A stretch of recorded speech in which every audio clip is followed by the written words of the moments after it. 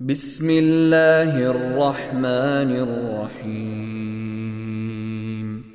واللیل اذا یغشا والنہار اذا تجلا وما خلق الذکر والانثى ان سعیکم لشتی فأما من اعطى واتقى وصدق بالحسنى فسنيسره لليسرى وأما من بخل واستغنى وكذب بالحسنى فسنيسره للعسرى وما يغني عنه ماله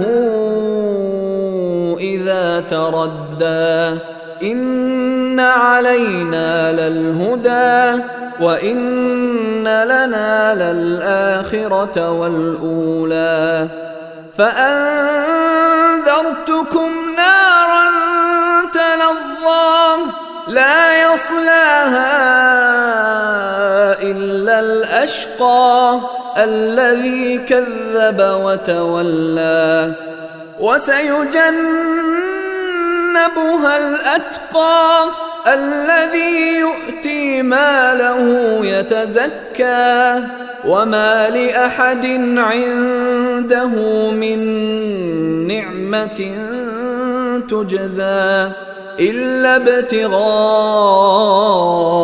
وجه ربه الأعلى ولسوف يرضى. الحمدللہ رب العالمین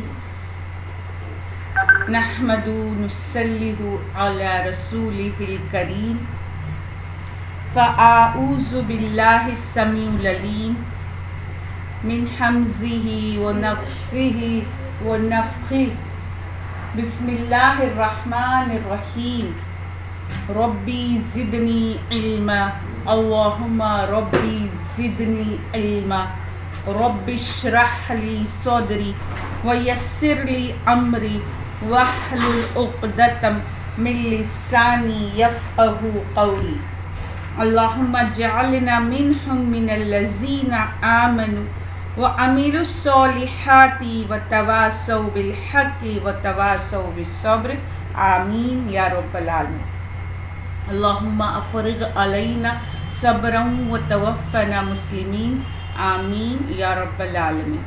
اللہم نور قلوبنا بالقرآن یا ارحم الراحمین آمین یا رب العالمین. اللہم ثبتنی عند الموت لا الہ الا اللہ اللہم آمین. ثم اما بعد السلام علیکم ورحمۃ اللہ وبرکاتہ.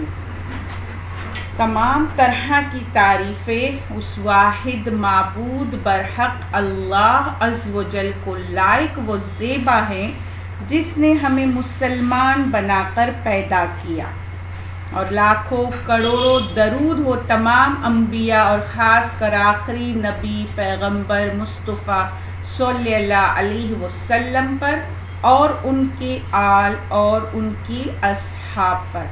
لاکھوں کروڑوں ہزاروں شکرانے کے سجدے اور سر تسلیم خم اس واحد معبود برحق کے آگے جس نے ہمیں توفیق دی کہ ہم قرآن کو سمجھ کر پڑھ سکے، ورنہ ہم اس کے اہل نہ تھے.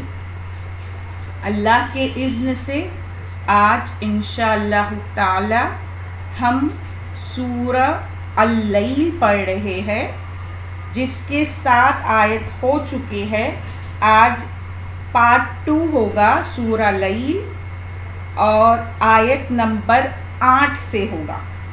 اب یہاں آیت نمبر 8 سے اللہ سبحانہ تعالیٰ جس طرح آیت نمبر 5, 6 میں بتائی گئی 3 بہترین خوبیاں کوالٹی بیان کی گئی، آیت نمبر 8 میں 3 برائیوں کو بیان کیا جا رہا ہے، اور ان برائیوں سے بچنے کی ہمیں ضرورت ہے، اور جو ان برائیوں میں ہے اس کے لیے کیا ہے وہ آگے کی آیت بیان کرتی ہے۔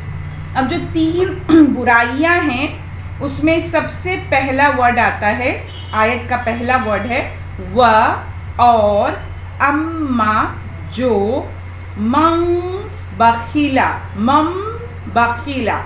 من جس نے، بخیلا بخل کیا، واستغنا اور بے پرواہ رہا، اور جس نے بخل کیا اور بے پرواہ رہا۔ اب اس میں پہلی برائی کیا ہے؟ بخل ہے، اور دوسری برائی کیا ہے؟ بے پرواہ ہونا ہے۔ پھر اس کے بعد ہم آیت نمبر 9 دیکھتے ہیں، و اور کذبا جھٹلایا، بالحسنی اچھی بات کو۔ تو تیسری برائی کیا ہے اس کی کہ اس نے کیا کیا ہے؟ جھٹلایا ہے اچھی بات کو۔ اب ہم دیکھتے ہیں یہاں پر اللہ سبحانہ وتعالی ان آیتوں میں 3 برائی بیان کرتے۔ سب سے پہلا ہم دیکھتے بخیلا، ہم بخل کیا ہے؟ ہم کسے بخیل کہتے ہیں، اور جسے ہم بخیل کہتے ہیں وہ صحیح ہے یا غلط۔ اب ہم دیکھتے ہیں بخل جو ہے اس سے مراد ہوتا ہے نیکی اور بھلائی کے کاموں میں مال خرچ نہ کرنا، نیکی اور بھلائی کے کاموں میں مال خرچ نہ کرنا۔ اس لحاظ سے وہ شخص جو بخیل ہے۔ پھر یہ ایک ہو گئی بخیل ہونے کی ڈیفینیشن۔ دوسرا ہم بخیل کسے کہیں گے؟ جو اپنے عیش و آرام اور دوسرے نمائشی کاموں میں پر تو خوب خرچ کرتا ہے، یعنی جو ہم اپنی ذات پر، اپنے عیش و آرام پر اور نمود و نمائش کے کام پر بہت خرچ کرتے ہیں، لیکن خدا اور بندوں کے حقوق کی ادائیگی اس پر گرہ گزرتی ہے۔ اللہ سبحانہ وتعالی اور اس کے بندوں کی ادائیگی گرہ گزرتی ہے، یہ بخیل ہے۔ بخیل ہم کیا کہتے ہیں؟ ہم بخیل کہتے ہیں کنجوس، ایسا کنجوس جو خود اپنے اوپر خرچ کرتا نہیں، ہم اسے بخیل کہتے کہ بہت کنجوس مارواڑی ہے، بہت جمع کر کے رکھتا ہے، خود خرچ نہیں کرتا۔ بخیل وہ ہے جو اللہ کی راہ میں خرچ نہ کرے، خود تو بہت خرچ کرے، وہ بخیل ہے، لیکن اللہ کی راہ میں خرچ نہ کرنے والا دراصل بخیل ہے۔ اب یہاں پر کیا ہوتا ہے کہ جو بخیل ہے، اب اس سے ہم کو اس کی ایک فطرت پر پتہ چلتی ہے کہ وہ زر پرست ہے، اس کے اندر کیا ہے؟ زر پرستی ہے، اور اس چیز نے اس میں ایک برائی کو کیا کیا؟ اس کے اندر اخلاقی برائیاں پیدا کر دی، جس سے اس کی نفس کو آلودہ ہو گئی ہے، اور وہ پاکیزگی اختیار کرنے کے لیے تیار ہی نہیں ہے۔ جب وہ نفس اس کی آلودہ ہو گئی اس زر پرستی کے وجہ سے، تو کیا ہو گیا کہ اگر وہ راہ خدا میں خرچ کرتا تو اسے پاکیزگی اختیار ہوتی، لیکن اس نے یہ نہیں کیا، تو اب وہ کیا ہے؟ وہ ایسا بخیل بن گیا ہے۔ اب اس کے بعد صرف اس نے یہ ہی نہیں کیا، اس نے دوسری غلطی یہ کی ہے کہ وہ کیا بتا رہے، یہاں ہم ورڈ پڑھے واستغنا، استغنا ہے نا، استغنا کا مطلب ہوتا ہے بے نیازی برتنے کے۔ مطلب استغنا کیسے ہم سمجھیں گے؟ کس چیز سے بے نیازی برتی جا رہی ہے؟ مطلب یہ جو ہے تقوی کے اپوزٹ استعمال کیا جاتا ہے۔ جو تقوی ہے، جو اللہ سبحانہ وتعالیٰ کا خوف ہے، پرہیزگاری ہے، اس کے اپوزٹ استغنا ہوتا ہے.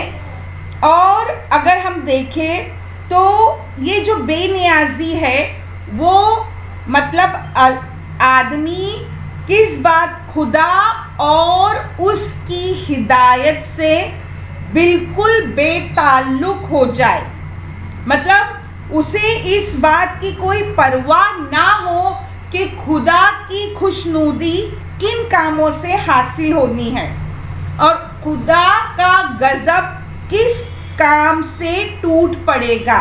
مطلب وہ اس طرح زندگی گزار رہا ہے کہ وہ بالکل استغنا ایسا ہوتا ہے کہ اسے ضرورت نہیں ہے کسی کی, وہ کسی پہ ڈپینڈ نہیں ہے.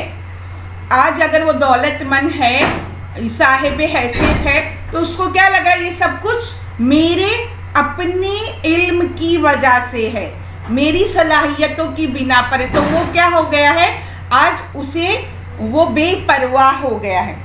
اب یہاں آیت میں اللہ سبحانہ وتعالیٰ نے پہلے بخیل کی بات کی, بخل بیان کیا, پھر بے پرواہ ہونا بیان کیا. اور تیسری چیز کی تھی جو ہم نے پہلے دیکھے تھے آیت نمبر 6 میں, وہ صدق بالحسنی. وہاں پہ کیا تھا کہ وہ اس نے سچائی کی تصدیق کی تھی. اور یہاں پر کیا آتا ہے کہ اس نے اللہ کی راہ میں جو ہدایت ہے, جو روشنی آئی, اس کا انکار کیا. اور حسنہ میں ہم نے ہر چیز دیکھے, قرآن ہے, رسول اللہ صلی اللہ علیہ وسلم ہے, لا الہ الا اللہ ہے, سب کچھ ہے. تو اب یہاں پر اللہ سبحانہ و تعالیٰ کیا کہتے کہ اس نے اس چیز کو جھٹلایا.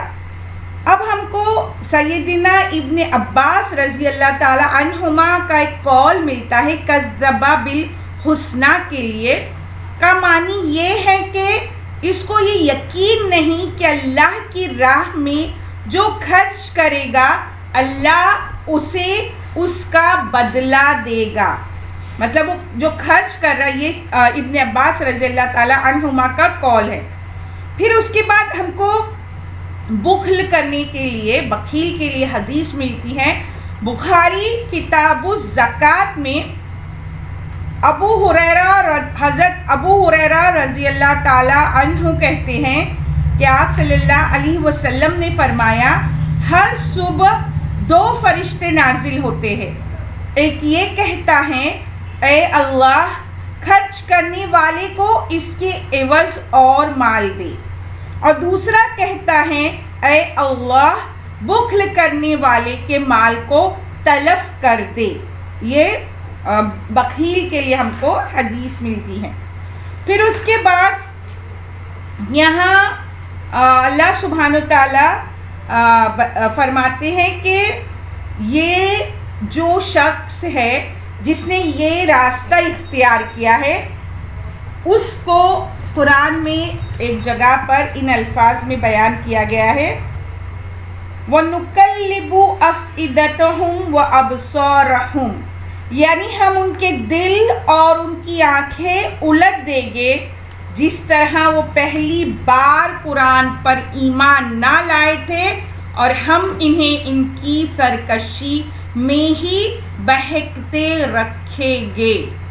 اللہ سبحانہ وتعالیٰ ایسے سرکش لوگوں کے لیے جنہوں نے کذب بالحسنی کیا ہے, یہ اتنی سخت تاکید آ رہی ہے. اب یہاں پر جو آگے آیت نمبر 10 ہے, یہ 3 کام کرنے والوں کو کے لیے کیا ہوگا. آگے کی آیت میں ہے فَسَنُيَسِّرُهُ, پس سی سا ان قریب, نو یسرو اسے آسان کر دے گے, للعسرا دشواری سختی. اب یہاں اللہ سبحانہ وتعالیٰ کیا فرماتے کہ ہم ان کے لیے کیا کر دیں گے, اس دشواری اور سختی کو کیا کر دیں گے, آسان کر دیں گے. اب یہاں پر اللہ سبحانہ وتعالیٰ نے جو ہے ایسے لوگوں کے عمل کے لیے کیا بتایا کہ ان کے لیے اسرا جو ہے، اسرا کے معنی ہوتے ہیں مشکل، تنگی، برے اعمال،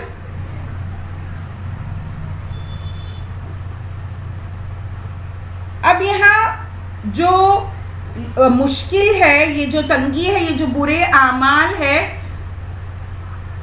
برائیوں کا راستہ اس کے لیے آسان ہو جائے گا، ہم اسے تنگی کی طرف لے جائیں گے۔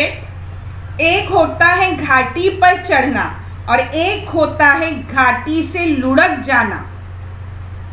جو بھی راستے پر چلنا اسے پسند ہوگا، اللہ سبحانہ وتعالیٰ اس راستے پہ چلنا اس کے لیے آسان کر دے گے۔ اب یہاں پر بظاہر اسے لگ رہا ہے کہ یہ راستہ جس پر وہ چل رہا ہے بہت آسان ہے، لیکن کیا ہوگا، آگے چل کر وہ ایک بہت خراب راستے کی طرف چل دے گا۔ اب یہاں ہم کو ایک حدیث ملتی ہے بخاری کتاب التفسیر میں کہ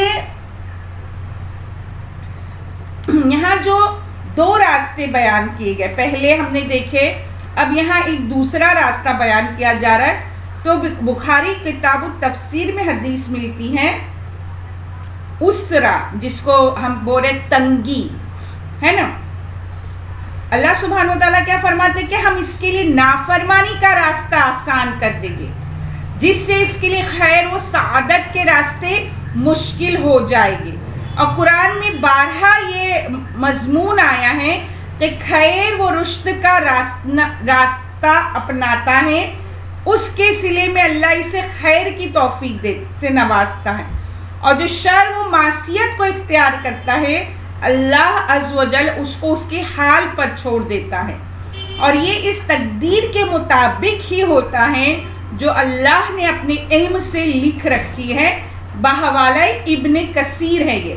اب ہم کو حدیث ملتی ہے صحیح بخاری حدیث نمبر 4949 میں رسول اللہ صلی اللہ علیہ وسلم نے فرمایا، تم عمل کرو، ہر شخص جس کام کے لیے پیدا کیا گیا ہے وہ اس کے لیے آسان کر دیا جاتا ہے۔ جو اہل سعادت سے ہوتا ہے اسے اہل سعادت والے عمل کی توفیق دے دی جاتی ہے، اور جو اہل شقاوت سے ہوتا ہے اس کے لیے اہل شقاوت والے عمل آسان کر دیے جاتے ہیں۔ اب یہاں پر اس شخص کا حال بتایا گیا جو یہ راستہ جو چل رہا ہے، وہ راستہ کون سا ہے جو اسے جہنم کی طرف لے کر جا رہا ہے۔ آگے آیت میں آتا ہے آیت نمبر 11، و اور ما نہیں یغنی فائدہ دے گا انہو اس کو، ما لہو اس کا مال، اذا جب تردہ نیچے گرے گا، اور اس کا مال اس کو فائدہ نہ دے گا جب وہ نیچے گرے گا۔ اب یہاں پر ہم ورڈ دیکھتے ہیں تردہ۔ تردہ کہتے ہیں کسی چیز کو بلندی سے زمین پر دے مارنا، یا زمین سے کسی گڑھے میں پھینک دینا تاکہ وہ ہلاک ہو جائے۔ اور تردہ کے معنی خود کنویں یا گڑھے میں گرنا اور ہلاکت کو پہنچنا ہے، اور یہاں جس گڑھے کی بات ہو رہی ہے وہ جہنم کا گڑھا ہے۔ یعنی یہ جو دوسری قسم کے آدمی کو جو بیان کیا گیا ہے جس میں یہ 3 صفات ہے، وہ آدمی کیا ہے کہ خود جہنم میں کے گڑھے میں گر رہا ہے۔ کیوں گر رہا ہے؟ کیونکہ اس نے اس مال کو اللہ کی راہ میں خرچ نہیں کیا اور کسی کے کام نہ آیا، مطلب حقوق العباد بھی ادا نہیں کیے۔ اب وہ مال تو اس کے ساتھ قبر میں نہیں آئے گا، وہ تو مال اس کا دنیا میں ہی رہ گیا۔ تو اب جو مال اس کا دنیا میں ہی رہ گیا ہے تو وہ وہاں کیسے کام آ سکتا ہے؟ تو یہاں آیت میں کیا بتایا جا رہا ہے کہ اس کے مال نے اسے کوئی فائدہ نہ پہنچایا۔ کیونکہ ایک ہم مشہور قول ہے کہ کفن کو جیب نہیں ہے اور قبر میں تجوری نہیں ہے. کوئی بھی جس نے کفن پہن لیا وہ اپنی جیب میں مال نہیں لے جا سکتا. نہ ہی قبر میں تجوری ہے کہ ہم ہیرے جواہرات یا سونے یا جو مال کی محبت ہے اسے لے جا سکے. تو یہ چیز یہیں چھوٹ کر جانے والی ہے. تو وہاں وہ چیز اس کے کوئی کام نہیں آئی. وہاں یہ کمال اسے فائدہ نہیں پہنچائے گا. اب یہاں اسے اس مال نے فائدہ نہیں پہنچایا جس مال کی محبت میں وہ گناہ کرتا گیا. اب یہاں پر ہم کو آگے کی آیت میں اللہ سبحانہ و تعالیٰ فرماتے ہیں کہ وَإِنَّ اور بے شک لنا ہمارے لیے للآخرت آخرت والأولا اور دنیا. نہیں اس سے پہلے ایک اور آیت ہے, سوری, آیت نمبر 12. اِنَّا بے شک علینا ہم پر للہدا البتہ راہ دکھانا, بے شک ہمارا ذمہ ہے راہ دکھانا. یہاں اللہ سبحانہ و تعالیٰ کیا فرماتے ہیں کہ بے شک ہمارا ذمہ ہے راہ دکھانا. یعنی یہ جو راہ تم کو دکھائی جا رہی ہے, اللہ سبحانہ و تعالیٰ فرماتے ہیں یہاں پر جو لنا ہے وہ ملکیت کے لیے ہے. یہ جو لنا یہ جو یعنی اللہ سبحانہ و تعالیٰ کیا فرماتے کہ یہ جو ہدایت ہے یہ ہدایت دینا بے شک ہماری ذمہ داری ہے. اور یہ ذمہ داری کو اللہ سبحانہ و تعالیٰ کس طرح پورا کرتے ہیں؟ اس طرح پورا کرتے کہ ہم نے تمہارے بیچ تم میں سے ہی رسول بھیجے جو تم پر ہماری کتابیں پڑھ کر سناتے ہیں. تو یہ کیا تھا؟ یہ ہم نے ضرور بضرور ہدایت کا سامان کیا تھا تمہارے لیے تاکہ تمہیں ہر چیز کی تمیز آ جائے, تمہیں اشرف المخلوقات بنا کر حلال حرام, خیر شر, ہدایت ضلالت ہر چیز کو واضح کر دیا تھا. یہ ہماری ذمہ داری تھی. بائی بورن فطرتاً تمہیں آنکھیں, کان, شعور دیا, دل دیا, دماغ دیا. تو کیا تھا؟ یہ سب کچھ صلاحیتیں دی گئی تھی تمہیں کیونکہ یہ ہدایت دینا ہماری ذمہ داری ہے. اب اس ہدایت کو ہم نے دیکھ کر کیا کیا؟ ہم نے ہماری اس ذمہ داری کو پورا کر دیا. اب اس کے بعد آیت نمبر 13 میں اللہ سبحانہ و تعالیٰ فرماتے ہیں وَإِنَّا اور بے شک لنا ہمارے لیے للآخرت آخرت والأولا اور دنیا, اور بے شک دنیا وہ آخرت ہمارے ہاتھ میں ہے. اب یہاں میں نے پہلے بتایا کہ جو لنا ہے وہ ملکیت کے لیے آتا ہے, مطلب جو آخرت ہے اور جو دنیا ہے تو یہ دونوں کی ملکیت کس کی ہے؟ اللہ سبحانہ و تعالیٰ کی ہے. اور یہ دونوں دینے کی قدرت صرف اور صرف اللہ سبحانہ و تعالیٰ کی ذات ہے جو اس پر قادر ہے. اب اس میں اللہ سبحانہ و تعالیٰ کیا فرماتے ہیں کہ جو شخص دنیا چاہتا ہے میں اسے دنیا دیتا ہوں جو دنیا کا طالب ہے, اور جو شخص آخرت کا طلبگار ہے تو میں اسے آخرت دیتا ہوں.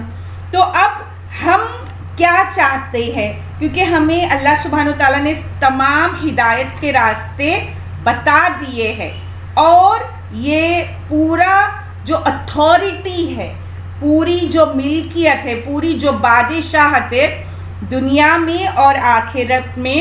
اور یہاں انا کے مطلب حرف تاکید اور لا مزالکہ کے ساتھ اس کو شدت کے ساتھ بیان کیا جا رہا ہے کہ وہ کس کے اختیار میں ہے؟ صرف اور صرف اللہ سبحانہ تعالیٰ کے اختیار میں ہے. تو یہ ہو گئی آیت نمبر 13.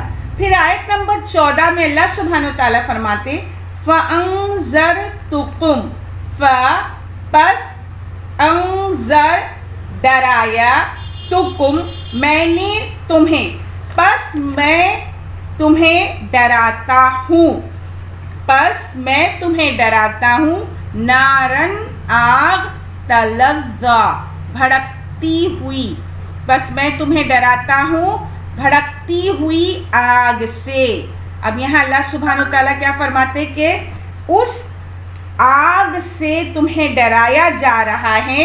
اور یہاں پر ایک بات ہے, تھوڑا گرامر سمجھنے کی ضرورت ہے کہ سورہ شمس میں اب جب ہم وہاں آئیں گے تو ہم دیکھیں گے کہ وہاں اللہ سبحانہ وتعالیٰ نے صالح علیہ السلام کو رسول بنا کر ان کی قوم کے پاس بھیجا اور انہیں ایک معجزہ دیا گیا تھا, اور وہ معجزہ تھا کہ وہ اس اونٹنی سے دور رہے. وہ اللہ کی اونٹنی ہے اور ایک وہ معجزہ ہے, اس کے قریب نہ جائے.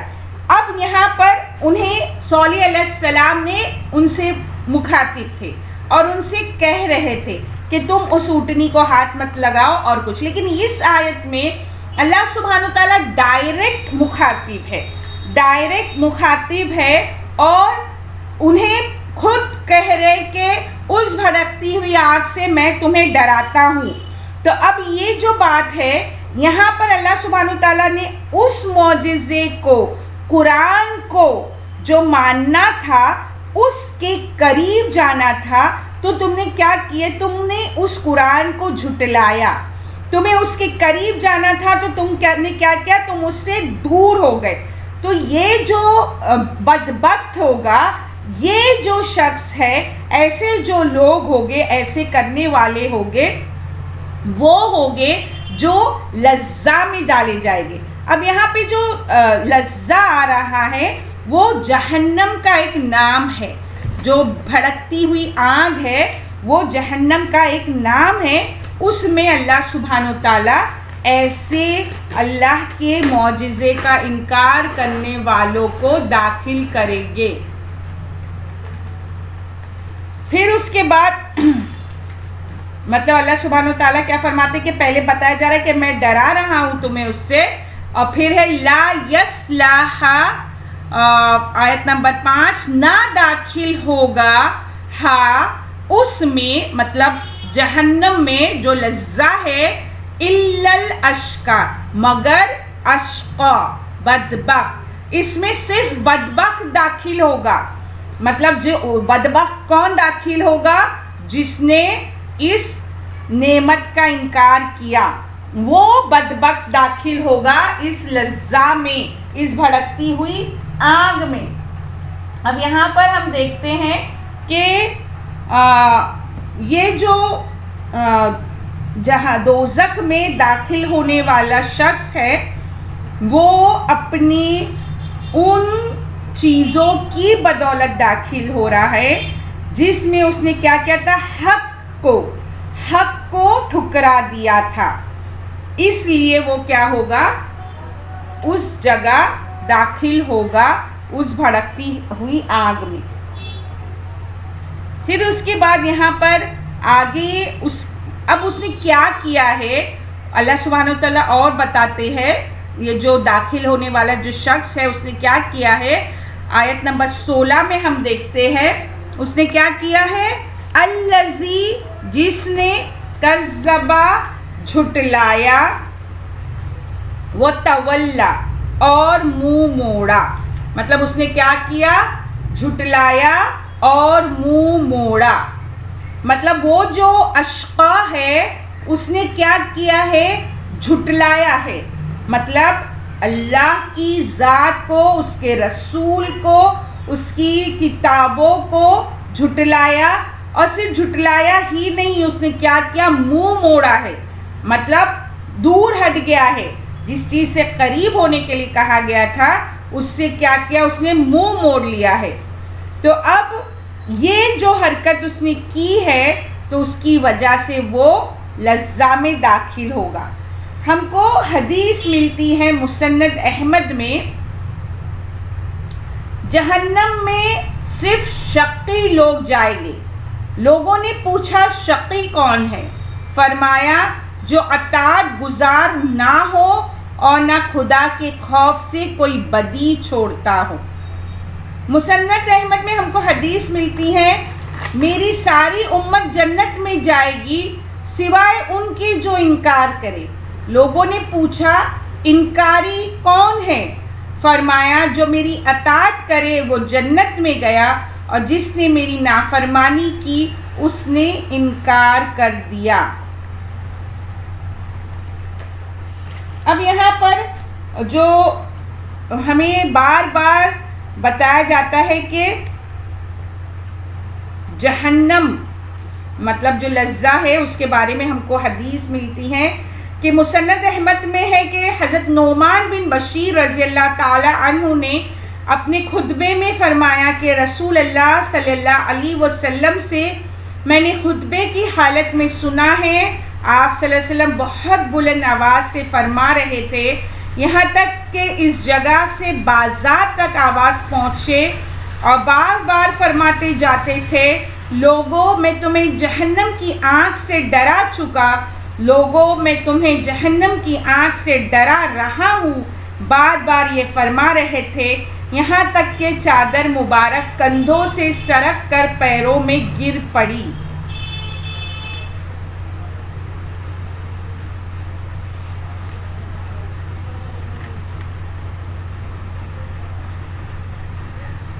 صحیح بخاری میں ہم کو حدیث ملتی ہے، رسول اللہ صلی اللہ علیہ وسلم نے فرمایا سب سے ہلکے عذاب والا جہنمی قیامت کے دن وہ ہوگا جس کے دونوں تلووں تلے دو انگارے رکھ دیے جائیں گے جس سے اس کا دماغ ابل رہا ہوگا۔ مسلم شریف کی حدیث میں ہمیں ملتا ہے کہ ہلکے عذاب والا جہنمی وہ ہوگا اس کی دونوں جوتیاں اور دونوں تسمے آگ کے ہوگے جن سے اس کا دماغ اس طرح ابل رہا ہوگا جس طرح ہنڈیا میں خدبد آ رہی ہو، باوجود یہ کہ سب سے ہلکے عذاب والا یہی ہے۔